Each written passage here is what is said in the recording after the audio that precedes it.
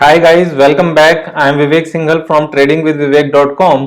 और आज हम बात करने वाले हैं वीआईपी इंडस्ट्रीज के बारे में। वीआईपी इंडस्ट्रीज को चूज करने का एक रीजन भी है यहाँ पर कि हम इसको क्यों चूज कर रहे हैं। तो हमेशा की तरह से हम लोग तीनों चीजों को एक बार डिस्कस करेंगे। इसके बिजनेस को डिस्कस करेंगे, फिर इसके फाइनेंशियल्स को डिस्कस करेंगे और फिर इसके टेक्निकल चार्ट को देखेंगे कि टेक्निकल चार्ट इसका क्या कहता है।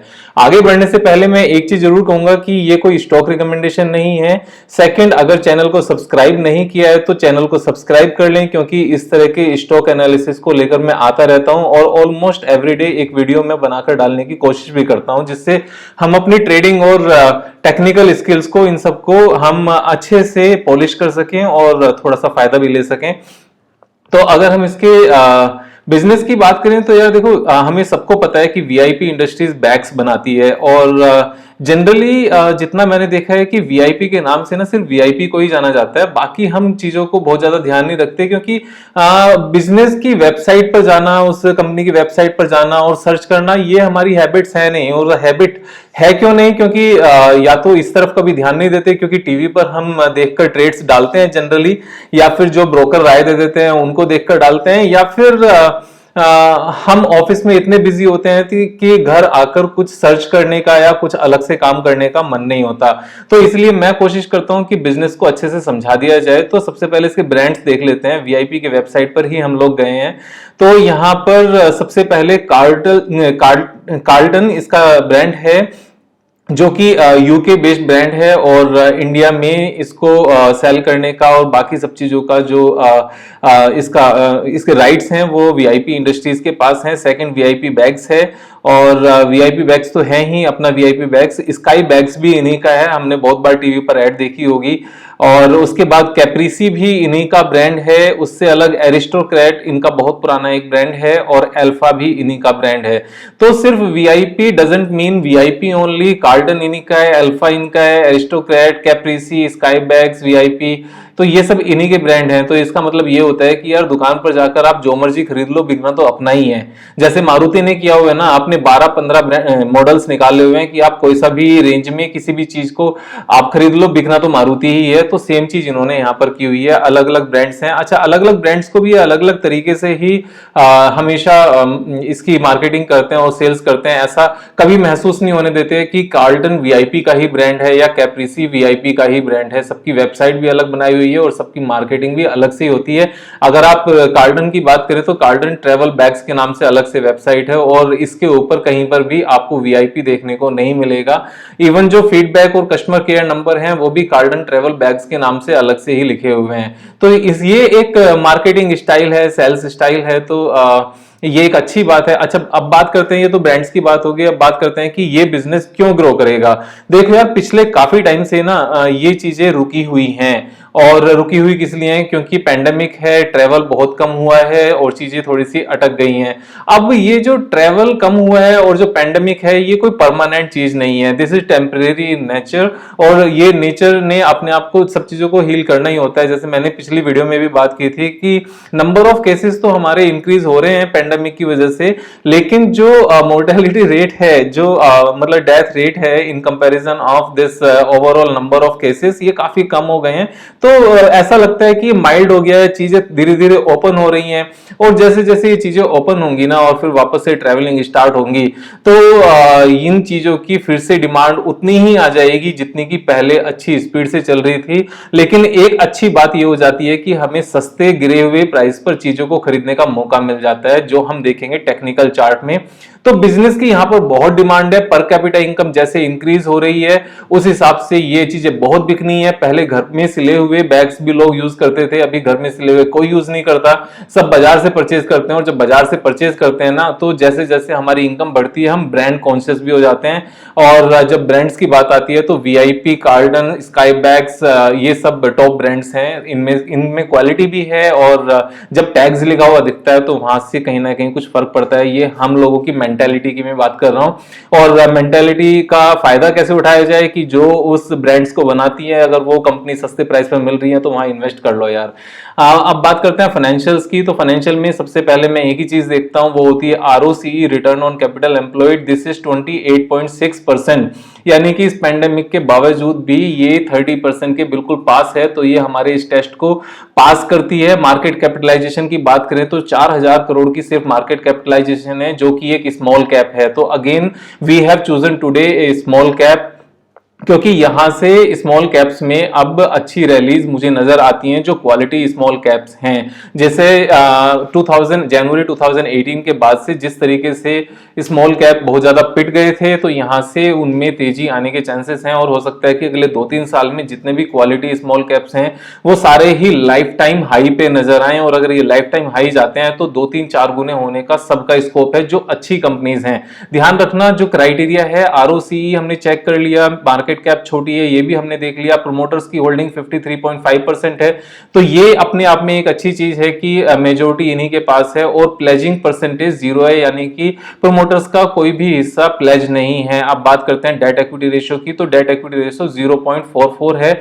मैं जनरली कोशिश करता हूं कि डेट जितना कम हो उतना अच्छा है। अब यहां पर 0.44 है, तो इसके रीजंस के ऊपर भी जाते हैं कि ये डेट है क्यों, क्या कब से है और कब से नहीं है। तो हम सीधे बैलेंस शीट में एक बार पहुंच जाते हैं इसके डेट को चेक करने के लिए। तो अगर डेट को चेक करें तो मार्च 2018 में जो बोरोइंग है वो 0 थी। अब अगर 0 थी तो अभी इन्होंने डेट लिया, यानी कि पिछले साल इन्होंने 86 करोड़ का डेट लिया और अभी ये बढ़कर 269 करोड़ हो गया है। तो ऐसा क्यों हुआ?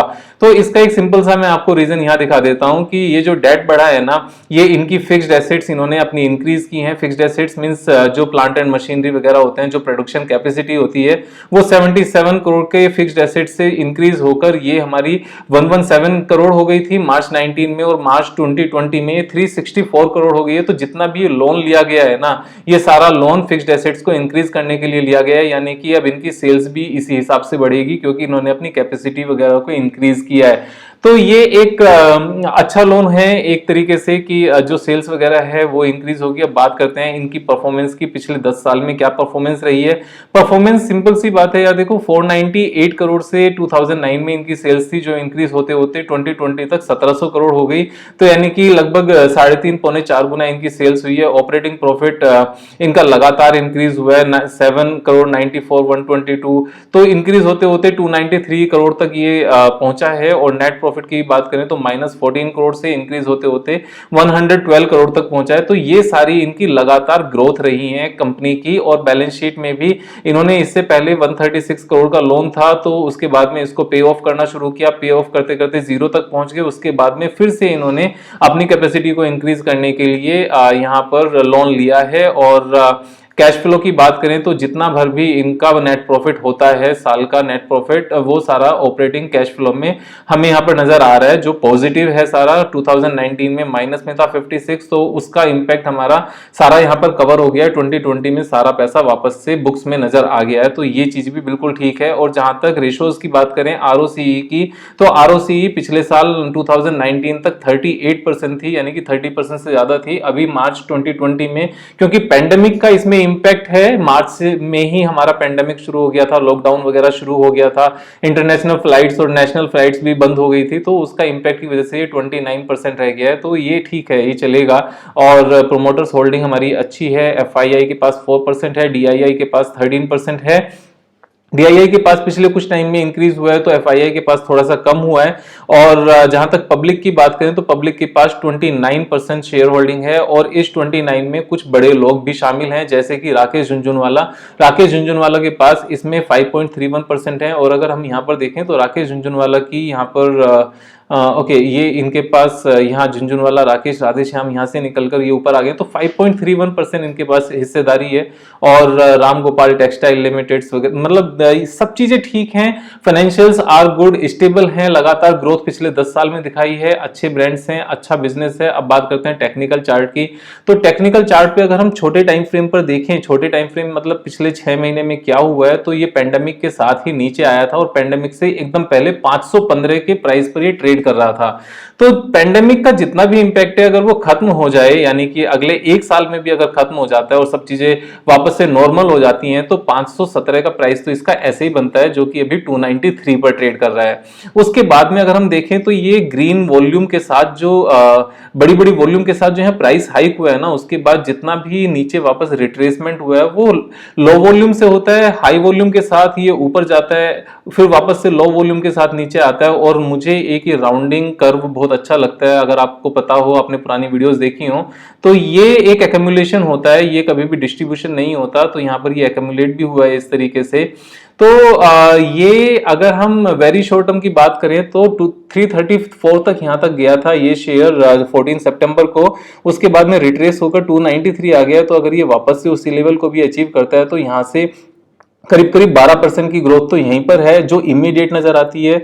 और अगर मिड टर्म की बात करें तो 515 नजर आता है। और अगर थोड़े से लंबे टाइम की बात करें कि अगर हम इसमें इन्वेस्ट करके रखें, तो अगर ऑल टाइम हाई की भी बात करें तो 650 नजर आता है। और ऑल टाइम हाई पर भी उसके बाद अगर किसी को नहीं रुकना है, अगर कोई कहता है कि अगले 10 साल तक अगर इसको रखा जाए तो क्या नजर आता है, तो हम वीकली चार्ट पर इसको एक बार देख लेते हैं कि इसकी ओवरऑल परफॉर्मेंस कैसी रही है। तो देखो यार, 2001 में ये 5-6 रुपए का था 2000 में, तो ये अभी अगर 5-6 रुपए की चीज अगर 500 जा सकती है, 100 गुना हो सकती है, तो अगले 20 सालों में फर्दर 100 गुना भी हो सकती है, क्योंकि ये प्रोस्पेरिटी से लिंक है। यहाँ ब्रांड वैल्यू की बात है, और जिस तरीके से घूमना फिरना और मौज मस्ती और एक सिटी से दूसरी सिटी में जाना और ट्रेवल करते रहना, ये सब चीजें जो है ना, यानी कि देखो किसी को पढ़ने जाना है तो शहर में जाना है, पीजी में रहना है, अब वो किस चीज में सामान लेकर जाएंगे, वो बैग्स में लेकर ही जाएंगे। जितने स्टूडेंट्स होंगे उनको बैग चाहिए, जिनको जितने ऑफिस हैं उनको बैग चाहिए।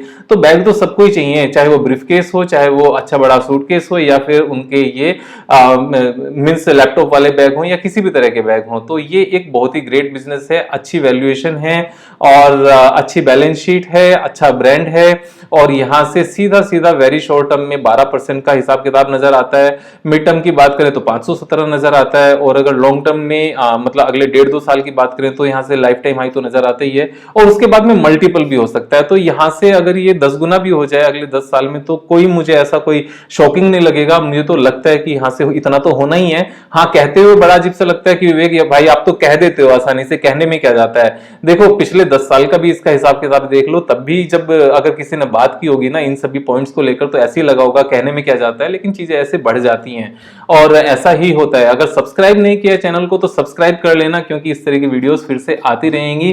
हाँ, एक बार जरूर करना है कि आपको अपना ड्यू डिलिजेंस खुद से भी कर लेना है, चीजों को खुद से भी समझ लेना है। मैंने तो फैक्ट्स बता दिए, लेकिन उन फैक्ट्स को अपने हिसाब से भी एक बार समझ लेना। I am Vivek Singhal from tradingwithvivek.com.